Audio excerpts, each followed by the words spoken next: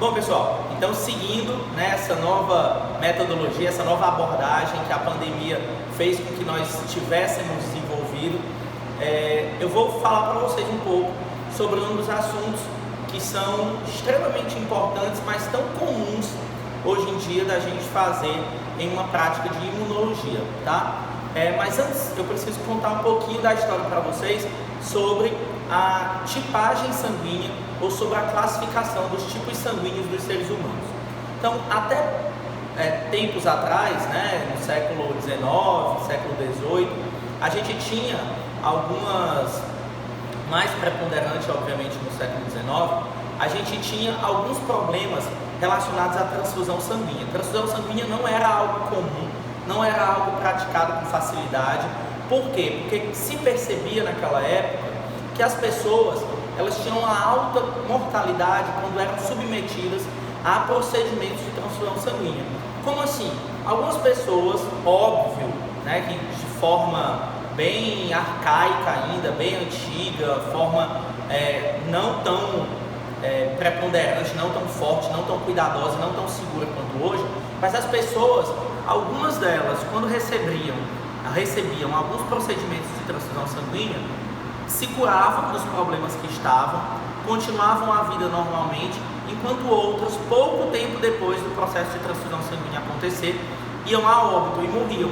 E aí, nesse caso, muitos cientistas queriam saber e descobrir por que isso acontecia, por que esse tipo de procedimento era tão seguro para algumas pessoas e funcionava tão bem, e para outras fazia com que essas pessoas fossem a óbito, né, fossem levadas à morte. Nesse aspecto, no início do século XX, a gente tem um cientista chamado Cal, e Cal começou a tentar trabalhar e entender quais eram as diferenças que tínhamos em relação à tipagem sanguínea, qual era o tipo sanguíneo das pessoas, o que ele tinha, esse sangue, o que ele tinha de diferença para fazer com que na transfusão sanguínea algumas pessoas falecessem e outras pessoas estivessem bem. Até que ele fez a coleta de sangue em 29 pacientes e começou a fazer testes nesses pacientes, misturando plasma, separando hemácias. E aí essa mistura, após acontecer essa mistura de plasmas, de hemácia no sangue dos pacientes, ele percebeu que alguns das amostras, dos sangues que eram coletados, quando misturados ao plasma de outros pacientes, o que acontecia? Ele aglutinava, tá? Então formava grumos aglutinados que em outras amostras não eram visíveis. Então, em algumas amostras geravam uma aglutinação, em outras amostras não tinha nenhum tipo de aglutinação. E aí, nesse caso, Cal percebeu que a partir daquele resultado, ele tinha como demonstrar que o sangue das pessoas era diferente. Precisava, a partir de agora, só identificar qual era essa diferença. E essa diferença eu vou mostrar para vocês agora, como vocês podem visualizar nesse desenhozinho esquemático que eu montei aqui no quadro para vocês.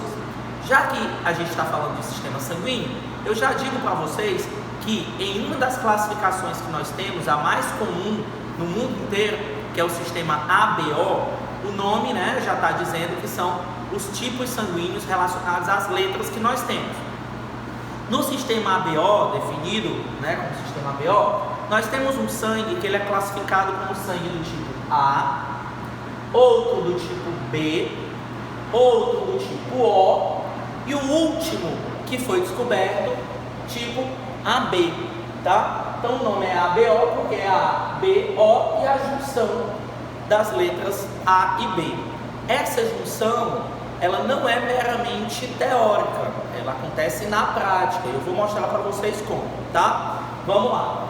Aqui a gente tem um desenho esquemático de hemácias, 4 hemácias diferentes, e percebeu-se, pessoal, que essas hemácias humanas, elas já nasciam, né? Quando o ser humano nascia, ele possuía 4 tipos de hemácias, tá? Como assim? Mas qual é a diferença dessas hemácias?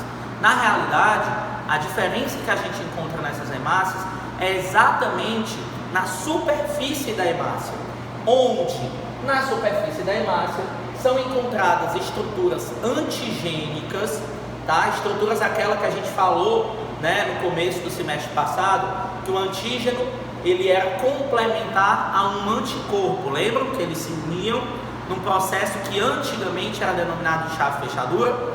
Então, nesse caso, algumas hemácias, elas possuíam, esquematicamente aqui desenhando, um antígeno com, vamos supor, né, a parte de cima complementar, como se fosse um triângulozinho, uma pirâmide. Isso, obviamente, somente de maneira educativa, só para vocês entenderem. Esse antígeno foi chamado de antígeno do tipo A, tá certo? Nós temos também algumas hemácias que ao nascerem possuem antígenos cuja parte da ponta ou da superfície é uma bolinha. Também, obviamente, educativo falando isso. E elas foram chamadas de hemácias com antígenos do tipo B, tá ok? Outras hemácias não possuíam na sua superfície nenhum tipo de antígeno, nem A e nem B. Então essas hemácias eram desnudadas desse tipo de antígeno. E mais tarde, algumas das pessoas que trabalhavam com cal, já, né, no início do século XX, perceberam que a gente tinha hemácias com os dois tipos de antígeno. Então nós tínhamos antígenos do tipo A e antígenos do tipo B, na mesma hemácia, na parte superficial das hemácias. Até aí, tudo bem, uma parte estrutural, uma diferença estrutural que faz com que as nossas hemácias possam ser divididas em 4 tipos. A segurança, ou na época, a insegurança que acontecia em relação às transfusões sanguíneas, tinham porque nós também descobrimos que o nosso corpo, quando nós nascíamos, pouco tempo após o nascimento, quando a gente já tinha passado um pouco da fase de recém-nascido, estava com alguns meses de vida, nós tínhamos já, isso era natural do nosso corpo, a produção de 2 tipos de anticorpos, tá? Esses anticorpos, que depois foram chamados de anticorpos anti-A e anti-B, eles eram complementares àquelas estruturas antigênicas que tinham nas nossas próprias hemácias. Então, o que acontece? Uma pessoa que possui, por exemplo, um antígeno A na superfície das hemácias, jamais vai poder produzir, em uma situação normal, um antígeno anti-A, um anticorpo anti-A, perdão. Por quê? Porque se o anticorpo se liga a essa hemácia, ele vai fazer com que essa hemácia seja destruída e perca a sua função. Então eu não posso ter uma hemácia do tipo A e o meu corpo produzir anticorpos do tipo anti-A. Então eles não podem ser complementares em uma situação normal. Mas quando o Cal fez os experimentos em que ele misturou plasma e misturou hemácias diferentes, o que foi que aconteceu? Percebeu-se que algumas daquelas amostras poderiam, por exemplo, ser de sangue A, e ele misturou com plasma de pacientes que tinham anticorpos do tipo anti-A. E aí o que acontecia? Esses anticorpos, tá? Esses anticorpos aqui que estão desenhados esquematicamente também, tá bom? Esses anticorpos, eles se ligavam a esses antígenos e formavam grumos, formavam aglutinados, porque eles iam se encaixando, tá? Eles iam se complementando ali naquele momento. Então, os anticorpos anti-A de plasmas de outros pacientes, ao se unirem com as hemácias das amostras que aquele cientista misturou, formavam aglutinados. E outras não formavam aglutinados, porque não tinham o encontro de anticorpo e antígeno complementares. A base, o fundamento do experimento foi esse. Mas o que foi que aconteceu? Aquelas pessoas, só retornando para as definições, aquelas pessoas em que se detectou a presença de antígenos do tipo A na superfície das hemácias foram chamadas de pessoas do tipo de sangue A. A mesma coisa para pessoas que tinham os antígenos do tipo B, foram pessoas chamadas de sangue tipo B. Aquelas que não tinham nenhum dos antígenos foram chamadas de tipo O. E a que possuíam os 2 antígenos foram chamadas de AB, que possuíam o antígeno A e possuíam também o antígeno B. Tá? Então essa descrição foi o que fez com que a gente provasse, lá no início do século XX, que o ser humano, ele podia, quando comparado, quando classificado o seu tipo sanguíneo através do sistema ABO, ter 4 tipos diferentes de sangue: A, B, O e AB. E aí eis que você me pergunta, né? Mas a vida é tão fácil assim? Então se descobre que o ser humano possui 4 tipos diferentes, né, de hemácias, aí 4 tipos sanguíneos diferentes. É muito simples: A, B, O, AB. Agora a gente já sabe, né, como fazer boas transfusões sanguíneas, seguras. Mas aí a ciência vem, né, e toma na sua cabeça, porque as coisas não são tão simples assim, tá certo? Tempos bem depois da descoberta do sistema ABO, o mesmo cientista, tá, junto com outra equipe de pesquisadores, percebeu também um fenômeno que não era simplesmente explicado pela caracterização do sangue através do sistema ABO, tá? E aí você me pergunta: professor Felipe, foi o senhor que conseguiu desenhar, né, uma obra de arte dessa aqui atrás para falar sobre um outro tipo de antígenos, né, sanguíneos, são denominados fator RH? Sim, essa obra de arte, né, aqui fui eu que consegui essa façanha, essa proeza. Vocês percebem aqui claramente que é um macaco e aqui que é um coelho, mas o que isso tem a ver com o que a gente vai falar agora, tá? Então, como eu já falei anteriormente, a gente vai falar de um outro tipo de caracterização do nosso sistema sanguíneo, que ele é relacionado ao chamado fator RH.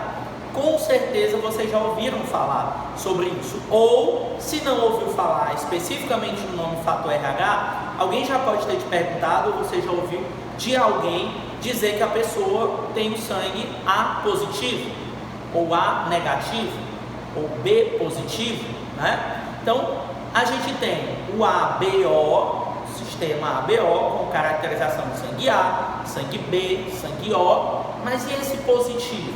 E esse negativo que a gente coloca na frente? Daí vem o fator RH, tá certo? E aí eu explico para vocês o que é o fator RH. O fator RH, pessoal, ele está relacionado a alguns antígenos eritrocitários, ou seja, estão também nas nossas hemácias, mas esses antígenos eritrocitários, que são principalmente glicoproteínas, eles possuem uma alta variabilidade. Antes, na época em que esse novo tipo, né, de caracterização sanguínea foi descoberta, e até pouco tempo atrás, a gente achava e tinha simplesmente a capacidade de caracterizar em positivo e negativo. Sistema B, fator RH positivo, fator RH negativo. Hoje a gente já sabe que ele possui uma alta variabilidade, tá? Inclusive com possibilidades enormes quando a gente junta e une sangue, né? Eles têm características bem peculiares quando a gente tem essa união de sangue que tem relacionado ao fator RH, seja positivo ou negativo. É como se na teoria a gente pudesse dizer que alguns são mais positivos do que outros, entendeu? Mas na prática a gente ainda está trabalhando com o fator RH positivo e negativo. Mas vamos lá, de onde é que vem esse nome? Primeiro de tudo, fator RH vem do nome desse nosso coleguinha aqui, tá? Que eu passei quase 40 minutos para conseguir desenhá-lo, né? Porque tem que ser uma coisa bem, né? Uma coisa bonita para vocês, tá? Mas fator RH vem de rhesus, que é o nome desse macaquinho aqui, tá? Então, o fator RH, ele vem exatamente de fator rhesus, porque o nome desse macaco é um macaco do tipo rhesus, tá ok? E aí o que foi descoberto para que a gente começasse a ter a ideia de que existiam outros antígenos eritrocitários, tá? Que são as hemácias, né? O eritrócito e a hemácia, a mesma coisa. O que foi que deu para que a gente começasse a perceber que tinha alguma coisa diferente simplesmente do sistema ABO que a gente já conhecia? O seguinte, foi feito um experimento em que o sangue desse macaquinho aqui, do macaco rhesus, ele foi inoculado, tá, em um coelho. E aí o que aconteceu? Começou-se a perceber que esse coelho teve um processo de aglutinação nas hemácias que foram recebidas do macaco rhesus. Ou seja, aquele sangue começou a reagir. o corpo do coelho começou a produzir algum tipo de resposta contra o sangue do macaco rhesus. E aí isso significa o quê? Essa aglutinação, a gente pode dizer que foi uma reação anti-RH, ou seja, contra aquele sangue externo, aquele sangue desconhecido que estava sendo inoculado nele. Então, ou seja, se a gente não tem uma característica do tipo de sistema ABO que a gente tinha visto anteriormente, por que esse sangue do macaco rhesus, ao ser inoculado no coelho, está gerando um processo de aglutinação? E aí a gente descobriu, né, foi descoberto, quem deve tiver sido eu, foi descoberto lá na década de 40 que não eram simplesmente os antígenos do sistema ABO que também tinham relação com uma transfusão sanguínea séria, né, e segura na realidade entre duas pessoas. Podia-se ter também e deveria ser levado em consideração o fator RH da pessoa, se ela tinha ou não o anti-RH sendo produzido. E aí eu digo uma coisa para vocês, quando a gente está falando de segurança transfusional, o fator RH, juntamente com a verificação e a avaliação do sistema ABO, a definição do tipo sanguíneo relacionado ao sistema ABO, são hoje as duas formas que são obrigatórias antes de se fazer qualquer tipo de transfusão sanguínea. Você tem que avaliar e tem que detectar se a pessoa tem fator RH positivo ou negativo e qual é a tipagem sanguínea dela relacionada ao sistema ABO. É importante, a gente vai falar daqui a pouquinho sobre isso, que quando nós estamos falando de fator RH, a gente está falando também, inclusive, de alguns cuidados que a gente tem que ter na hora da gestação, tá? Então, ele vai estar relacionado com uma doença que antigamente, né, era mais conhecido como eritroblastose fetal ou doença hemolítica do recém-nascido, porque depende muito da sensibilização da mãe, né, da mulher que está gestante, por conta da compatibilidade entre parceiros, tá? A gente vai ver bem direitinho como é que quais são os cuidados que tem que ter em uma gestação cuja mãe é fator RH negativo e o pai é fator RH positivo. Então a gente vai ver que precisa de um cuidado maior, uma dessensibilização daquela mãe, para que a gente não tenha problemas hemolíticos no recém-nascido e também não tenha problemas para a mãe, tá? Então fica de olho que daqui a pouco eu vou demonstrar para vocês essa caracterização e a gente vai falar um pouquinho sobre a doença hemolítica do recém-nascido. Então, pessoal, quando a gente vai fazer teste em laboratório, por exemplo, para determinação da tipagem sanguínea, a gente pode usar o que já vem nos laboratórios, o soro já pronto, ó. Aqui vocês podem ver que a gente tem um soro anti-A, ou seja, para a determinação da tipagem sanguínea do tipo ABO, nesse soro anti-A, a gente possui anticorpos que são contra antígenos do tipo A, tá? Aqui o soro anti-B, ou seja, a gente possui anticorpos anti-antígeno B, e aqui a gente tem um soro anti-AB também, certo?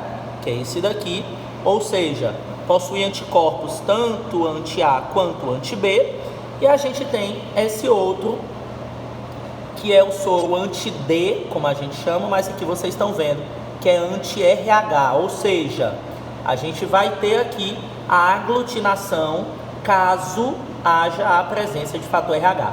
Então, aqui, com esses 4 vidrinhos, a gente já consegue fazer a tipagem sanguínea completa com o sistema ABO e com fator RH. Então, pessoal, aqui eu vou demonstrar para vocês a técnica, tá?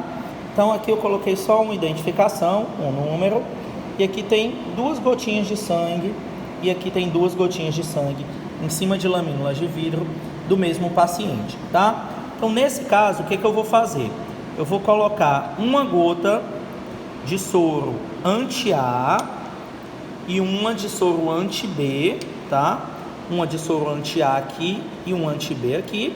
E nessa, eu vou colocar uma gotinha de soro anti-D, que é o fator RH nessa, e nessa não vou colocar nada para vocês verem a diferença, tá? Ok. E agora, aqui eu vou colocar o soro anti-D, que é o anti-RH, tá? Vou colocar só nessa primeira, ó. Então vamos lá, aqui ó, o soro anti-A. Eu vou colocar uma gotinha do soro anti-A aqui. Vamos lá. Ok. Agora o soro anti-B. Um instantinho, tô gravando sozinho, né? Então tem uns probleminhas técnicos aqui para abrir o vídeo. Então, soro anti-B. Ok. E agora, aqui eu vou colocar o soro anti-D, que é o anti-RH, tá? Vou colocar só nessa primeira, ó. Pronto. E aí, com auxílio de um palitinho, eu posso, ó, fazer uma homogeneização aqui. Não posso misturar, obviamente, eu tenho que pegar outro palitinho, exatamente para não ter nenhuma contaminação cruzada, uma reação cruzada por conta do palito. Pronto, homogeneizei. Descarta o palito num local que seja correto. Vou pegar outro aqui para vocês verem. Opa, vamos lá. Mais um palitinho aqui. Eu vou homogeneizar esse outro aqui que eu coloquei, que foi o fator RH, tá? Só para não dizer que a diferença, né, foi por conta da mexidinha, ó, vou misturar esse sangue aqui também, tá bom? Pronto, e aí a gente vai aguardar uns instantes e eu vou mostrar para vocês qual vai ser o resultado, tá? Ó, olha aqui que bacana. A primeira que eu vou mostrar para vocês é a que eu fiz o teste do fator RH, tá? Então, ó, não sei se vocês estão percebendo, mas aqui a gotinha, ó, da esquerda, ela aglutinou completamente, tá vendo? Ela formou um monte de aglutinado, ó. E aqui a gota que não tem nada, o sangue continua normal. Então, ó, esse aglutinado aqui, que vocês estão vendo, significa que o fator, né, o anti-RH que a gente colocou aqui, ele reagiu. Então, se o anti-RH reagiu, significa que essa hemácia possui o antígeno RH, exatamente porque o anti-RH reagiu. Então, essa pessoa, a gente já sabe que ela é fator RH positivo, tá? Já em relação ao sistema ABO, gente, prestem atenção, essa bolinha aqui nada tem a ver com o teste, tá? Foi porque quando eu mexi, né, fiz a homogeneização, ela criou essa bolinha. Mas veja que vocês percebem. Essa primeira, eu coloquei o soro anti-A. E nessa, eu coloquei o anti-B de bola. Ou seja, no anti-A, ela reagiu, aglutinou, tá vendo? Já com o anti-B, nada aconteceu. Significa o quê? Significa que esse sangue, ele é A. E como no fator RH ele também aglutinou, então ele é um sangue A positivo, tá? Que, por coincidência, é o meu, tá? A positivo. Oi, pessoal, tudo bem? Estou aqui mais uma vez, continuando, né, com vocês aqui no laboratório da Unifametro, para eu mostrar para vocês uma aula prática, bem simples, bem rápida, mas extremamente importante do ponto de vista de saúde pública no nosso país, que é a utilização de testes rápidos para diagnóstico e triagem in vitro de algumas doenças, tá? Em relação aos testes rápidos, a gente tem, ele é um procedimento imunológico, nós temos diversas doenças que podem ser feito diagnóstico laboratorial in vitro por conta de teste rápido. Aqui hoje eu vou mostrar para vocês em relação à identificação do HIV, tá? Da infecção pelo HIV. O HIV, pessoal, ele é a sigla em inglês de vírus da imunodeficiência humana. E aí, o HIV, que é o vírus da imunodeficiência humana, ele pode causar uma doença que em português é chamada de SIDA, ou Síndrome da Imunodeficiência Adquirida, tá? SIDA. E aí, em inglês, a gente conhece pelo nome mais comum de AIDS, que nada mais é do que o mesmo nome, só que é na língua inglesa, tá? Então, a gente conhece mais como AIDS, mas o nome é SIDA. Uma coisa importante, quando a gente estiver falando em relação a diagnóstico, até diagnóstico, infecção e doença, é interessante a gente identificar e deixar bem claro para vocês que antigamente, até um tempo atrás, a gente falava que a pessoa tinha DST, lembra? Doenças sexualmente transmissíveis, porque a AIDS, ela é uma doença sexualmente transmissível clássica, né? A transmissão mais importante que a gente tem do vírus HIV, causador da AIDS, é através de relação sexual desprotegida e acidentes com perfil cortante, utilização de drogas injetáveis, né, de forma em que haja o contato de sangue com outras pessoas. Mas enfim, até pouco tempo atrás, a gente chamava a infecção pelo HIV de DST. A pessoa está com uma DST, né? Mas não necessariamente hoje a gente utiliza mais. Na realidade, a gente deixou de utilizar o DST, tá? Por quê? Por dois motivos. Primeiro, nem todo paciente que está infectado pelo vírus HIV, que entrou em contato com o vírus HIV, ele desenvolve a AIDS.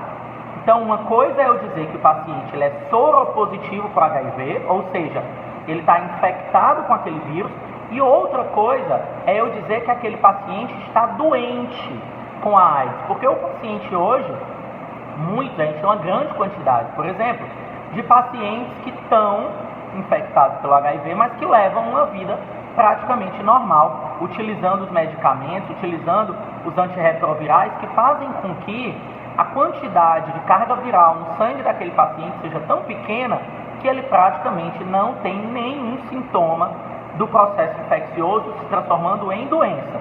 Então ele é um carreador daquele vírus, ele carrega aquele vírus dentro do organismo, mas a doença não se manifesta, tá?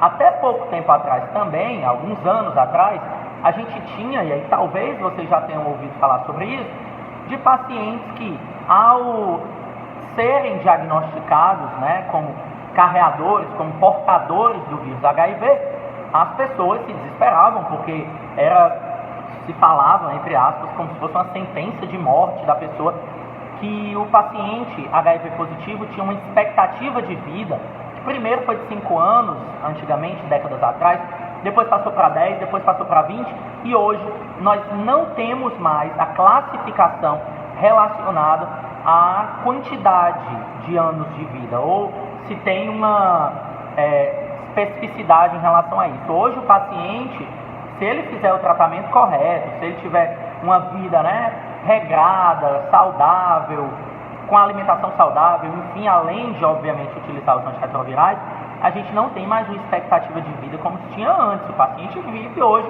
né, indefinidamente, nós não temos mais essa caracterização, tá? Mas, para que vocês saibam, o HIV, ele foi um vírus que surgiu, né, para o mundo mais ou menos entre meados da década de 80 para frente. Isso que virou um boom, né? Mas ele foi descoberto antes, um pouco antes, já era identificado. Através de alguns estudos filogenéticos, ou seja, a gente faz um mapeamento histórico através de procedimentos genéticos, já se descobriu que o vírus HIV, ele circulava no continente africano já mais ou menos em 1900, ou seja, a gente está aí com quase 120 anos de circulação desse vírus já no continente africano, mas ele começou, isso historicamente, onde se tem esse tipo de relato, ele começou a infectar os seres humanos já na porção final, né, do século passado, do século XX, mais ou menos findando aí começo e meio da década de 80, porque o vírus HIV, ele antes era considerado somente um vírus causador de zoonoses. Como assim? Ele é um vírus proveniente, né, de um lentivírus mais antigo, que é uma família viral. Estou ouvindo falar muito em famílias virais por conta do coronavírus, né? Coronavírus é uma família viral, e aí a gente tem os lentivírus também, que são outra família. E esse vírus HIV, ele é derivado de um lentivírus que causava deficiências imunológicas em macacos, em símios. E se tem, né, alguns relatos na literatura, por conta de estudos que já foram feitos, de que esse vírus ele foi transferido do ser humano, dos macacos para o ser humano por conta, né, em decorrência aí de alimentação e de contato mais íntimo entre, né, os seres humanos e os macacos. Leia-se, ouça-se quando eu estou falando íntimo, não necessariamente do ponto de vista sexual, tá? Mas um contato íntimo mais próximo com esses animais que já possuíam um vírus que hoje ainda em macacos causam uma imunodeficiência que parece muito com a imunodeficiência causada pelo vírus HIV, tá? Então, o HIV é diferente porque ele é um vírus da imunodeficiência humana, né? Causa a síndrome de imunodeficiência adquirida, tá? Humana. E aí, nesse caso, esse vírus se espalhou pelo mundo, tá? Houve o espalhamento desse vírus e hoje a gente tem o HIV praticamente espalhado em todos os países do mundo. O HIV, pessoal, de uma forma mais simples para a gente caracterizar, ele é dividido em dois tipos. Ele é dividido em HIV1 e HIV2. Só que existem subtipos dentro desses vírus. Professor, o que é que determina essa caracterização em subtipos?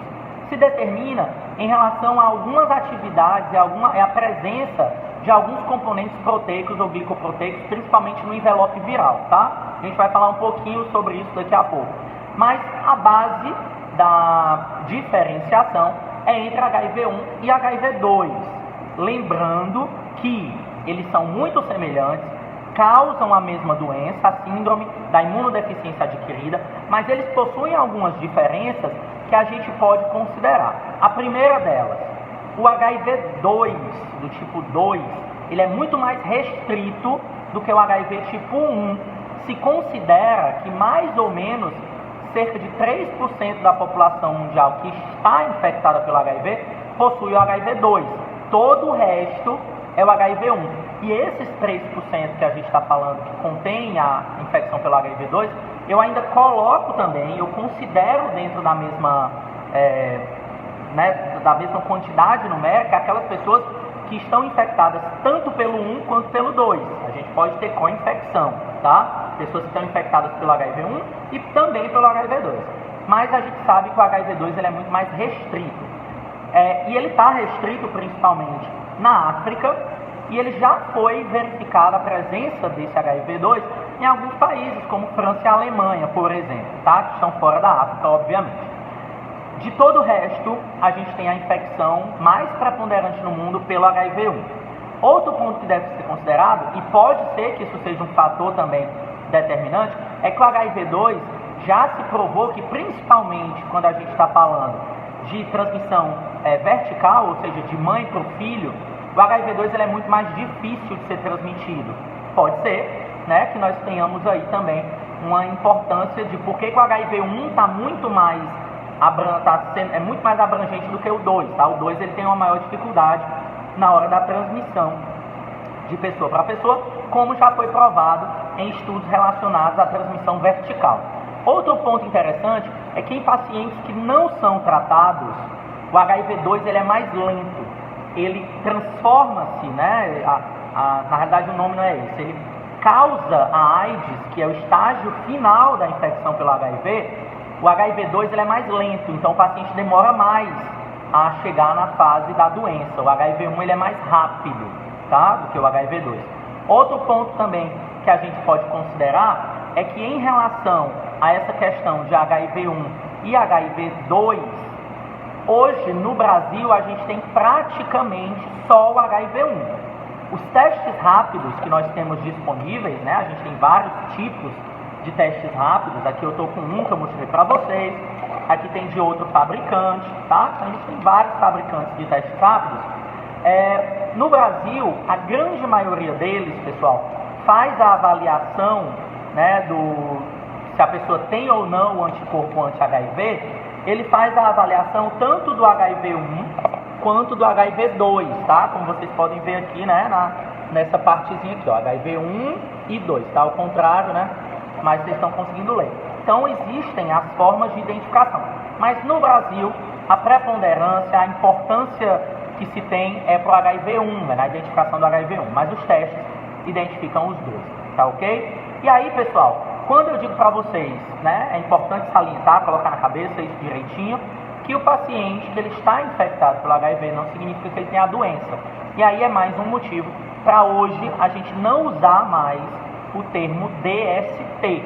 A gente usa o termo IST, ou uma infecção sexualmente transmissível, tá certo? Porque é uma infecção, não necessariamente o paciente está apresentando os sintomas da doença. O paciente não está com AIDS, ele está infectado pelo HIV, mas está tomando os medicamentos e está tranquilamente sendo monitorado, carga viral lá embaixo, né? Então isso não é mais considerado, a gente chama de DST, a gente chama hoje de IST, tá certo? Então essas são informações preliminares, importantes, e eu vou mostrar agora para vocês como é que a gente faz o procedimento do teste. Vocês vão ver que o teste é super simples, é um teste fácil de fazer, mas é um teste que deve ser monitorado e produzido por profissionais de saúde, tá? A gente sabe, é bom sempre ter cuidado em falar isso e relatar, que a infecção pelo HIV ela ainda é muito estigmatizada. Ela na nossa sociedade ainda sofre muito preconceito, né? As pessoas que são soropositivas para HIV, elas são estigmatizadas, elas são vistas de outra forma, o que não é correto.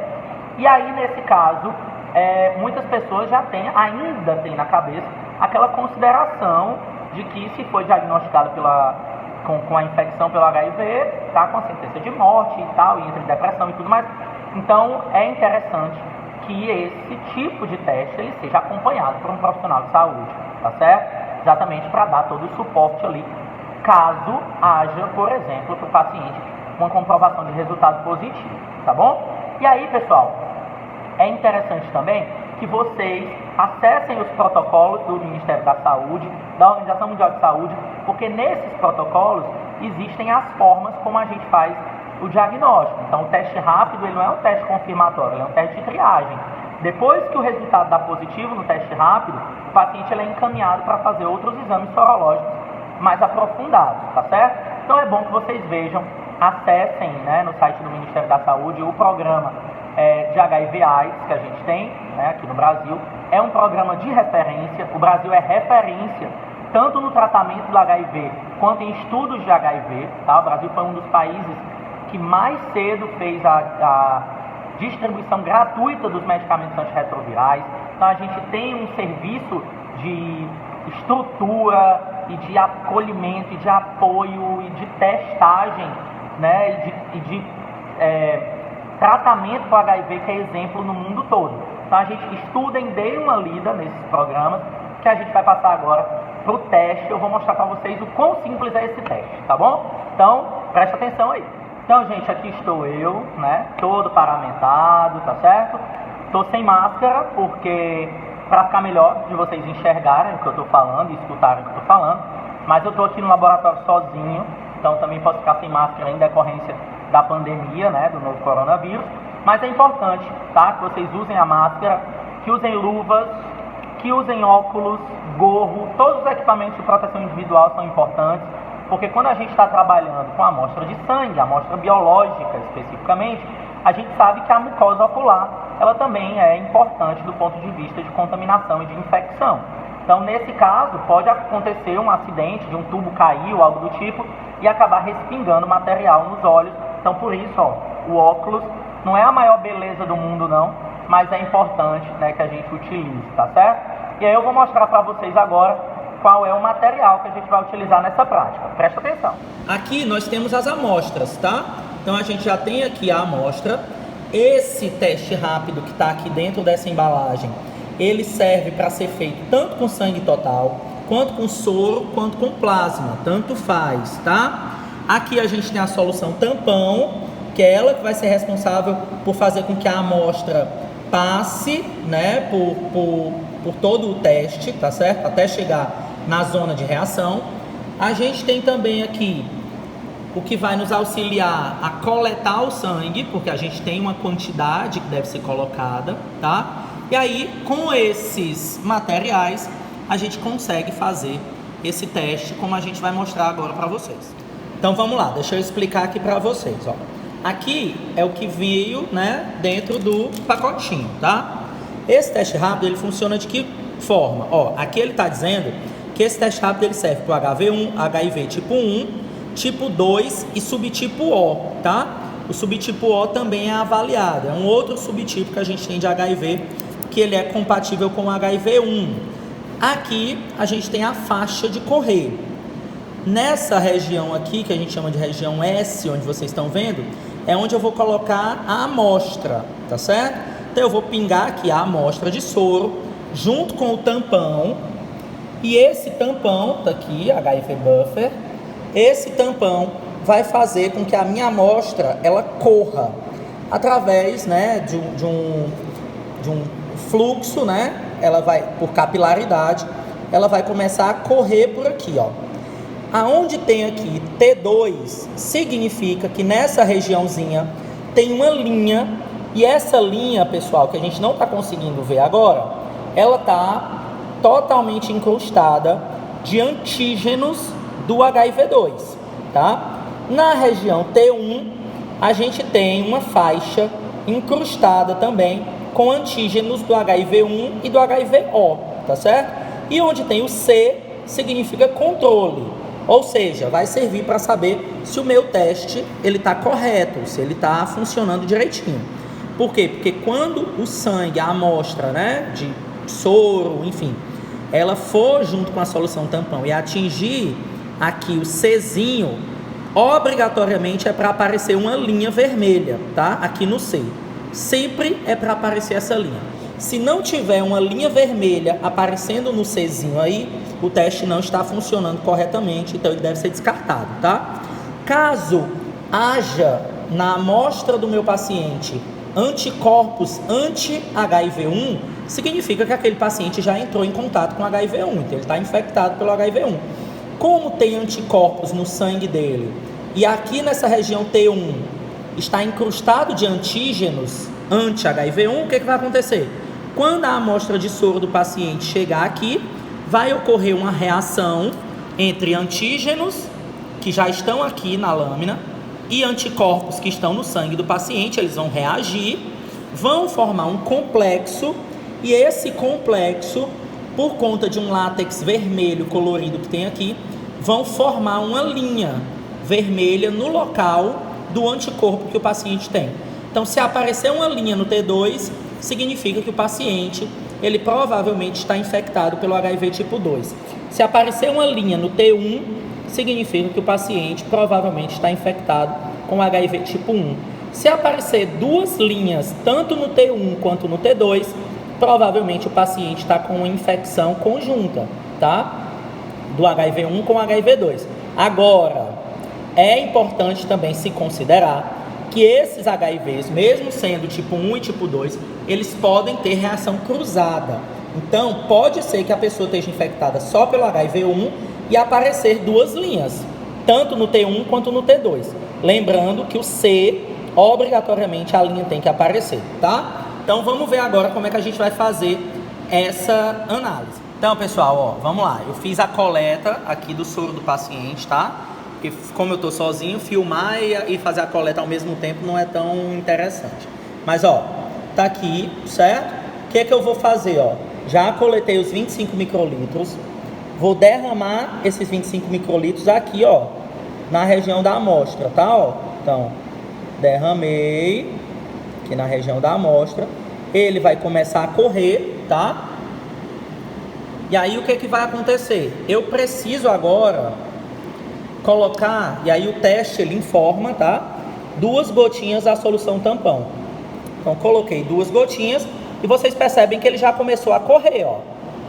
Tá vendo? O líquido já começou a correr, tá? Nesse momento, pessoal, o teste pede que eu aguarde 10 minutos. Então, a gente vai esperar 10 minutos para ver o que vai aparecer aqui na linha do teste rápido, tá? Aqui, pessoal, eu vou fazer uma outra amostra, tá? Com outro paciente para a gente ver o resultado, tá?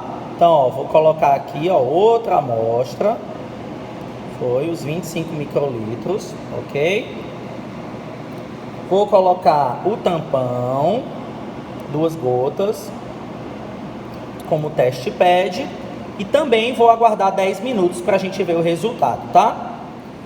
Pronto, gente. Passados 10 minutos, tá? Como diz, né, o fabricante do teste.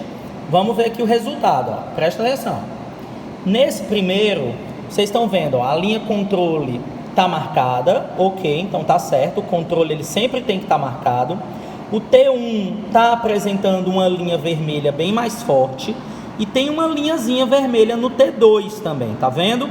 Essa linha vermelha no T2 provavelmente significa uma reação cruzada entre o T1 e o T2, tá? O HIV1 e o HIV2 aqui.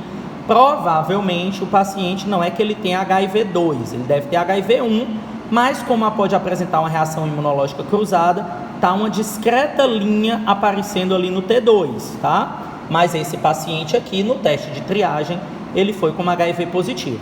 Já nesse outro, a gente não vê nenhuma linha, nem no T1, nem no T2, somente na linha controle. Significa que o teste está funcionando corretamente, mas o paciente não apresentou a presença é ótimo, né? Não apresentou anticorpos anti-HIV1 ou anti-HIV2. Então o teste aqui foi negativo.